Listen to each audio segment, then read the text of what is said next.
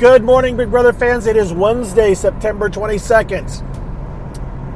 And it's been good talking to you. No, I'm not too far from that. Nothing really happened in the last 24 hours of note. They really are just pacing and waiting for the next eviction tomorrow night. I would say that Azah and Derek may have patched things up a little bit after they kind of got on each other's nerves.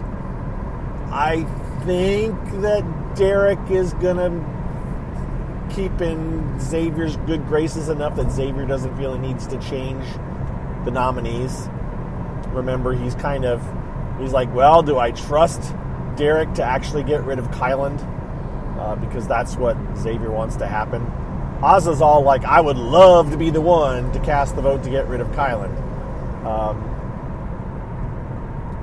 So it's really just a matter of who's the person to pull the trigger, it seems. I think Derek will do it, so I think Xavier will keep it the same.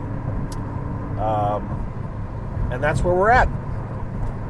But last night, late last night, Azah and Derek had conversations, talked about their games. Derek really seems to feel like he was in control. He was controlling everything, or very much a big part of the Cookout Alliance and what happened with them. And I'm just kind of like, okay, dude, I don't know what you were watching. I guess he thinks he was. He just doesn't realize everything else that was going on. He wasn't a part of a lot of conversations because he wasn't moving and doing a whole lot. Same with Azah. Both of them were downstairs in their respective beds while the rest of the cookout was moving and doing things. They just didn't see all the movement and the doing things. So, they've got their level of delusion, and I guarantee you that the members of the cookout that are now in the house, in the jury house, are going to fill the others in and say, no, they really didn't do anything. So I don't anticipate a final final two that is just Derek and Azah. If it is, oh my gosh, that'd be crazy, but I don't really think it's going to happen. And again, I do think that they are the top two, or what do I want to say? I do think that Xavier's going to run away with it no matter who he's up against at the end.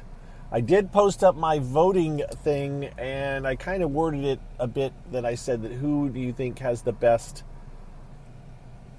who will have the second best nomination speech, or, next to who will have the best nomination speech in the finals besides Xavier. And you know what?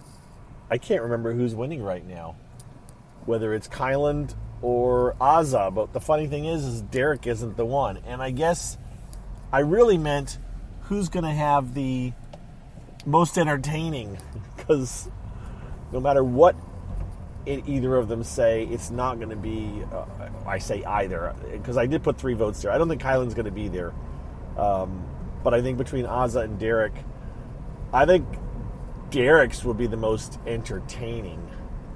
I really can't see Azah having a whole lot to say as far as why she thinks she should win. I just can't see it.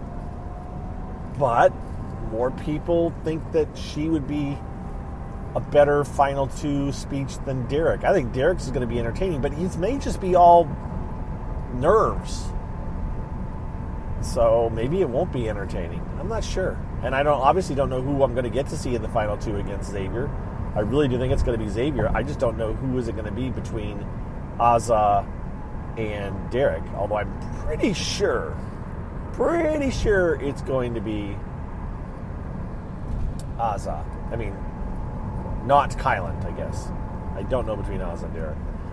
It's not going to be Kyland. It's going to be Azah or Derek, and I just don't know. And I'm going to guess Derek's. I don't know. Who is Xavier truly loyal to? Again, I know. Yeah, I've talked about this. I do think that Xavier will take Derek because he'll be worried about the women voting for Azah over him. I think they're more likely to vote between Xavier and Derek. They'd vote for Xavier.